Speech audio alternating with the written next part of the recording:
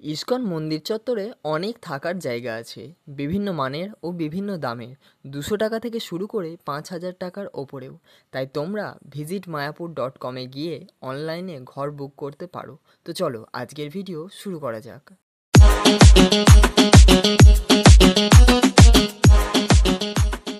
মায়াপুরে থাকার জন্য একাধিক বাসগৃহ রয়েছে, তার মধ্যে উল্লেখযোগ্য নিত্যানন্দ কুঠির ও গৌরাঙ্গ কুঠির। এখানে সুলভ মূল্যে থাকার ব্যবস্থা আছে। শ্রুতিভবন সাধারণত ছাত্রছাত্রীদের জন্য বা যারা একটু বেশি দিন ধরে থাকবেন তাদের জন্যে খুব ভালো। এখানে আছে কমন বাথরুম।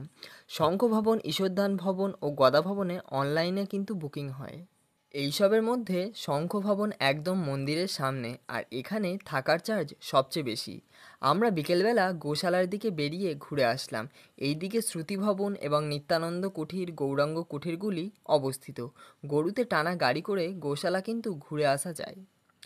মন্দিরের বাইরেও একাধিক হোটেল আছে, তবে আমরা জানি না বাইরের হোটেলগুলোর দাম কেমন। ঘর ভাড়া নবদ্বীপ থেকেও মায়াপুর ইস্কন মন্দির ঘুরে নেওয়া যায়। লাইফ মেম্বারশিপ যাদের আছে তাদের বংশী ভবনে থাকার ব্যবস্থা হয়। এককালীন বোধহয় 35,500 টাকা দিতে হয়।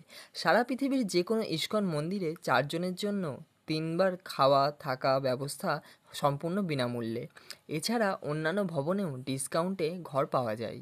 মায়াপুরে একাধিক বাসগৃহ তো আছেই, তবে তার মধ্যে উল্লেখযোগ্য হল শঙ্খভবন, ঈশ্বরদান ভবন, গদা ভবন, বংশী ভবন, শ্রুতি ভবন, নিত্যানন্দ কুঠির, গৌরাঙ্গ কুঠির, চৈতন্য ভবন, চক্র ভবন, গীতা ভবন, পদ্ম ভবন, নামহট্ট ভবন ইত্যাদি।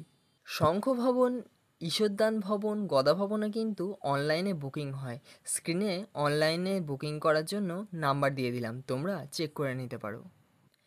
আমরা যেই হোটেলে ছিলাম এই হোটেলের রুম ভাড়া নিয়েছিল 350 টাকা। তোমরা যদি এই রকম রুমে থাকতে চাও অবশ্যই স্ক্রিনে দেওয়া ফোন নাম্বারে যোগাযোগ করে নিতে পারো। তো তোমাদের এই ভিডিওটা কেমন লাগলো? ভালো লেগে থাকলে অবশ্যই লাইক, শেয়ার, কমেন্ট করে পাশে থেকো, যাতে এই রকম ভিডিও তোমাদের সাথে প্রতিনিয়ত ছেড়ে থাকতে পারি।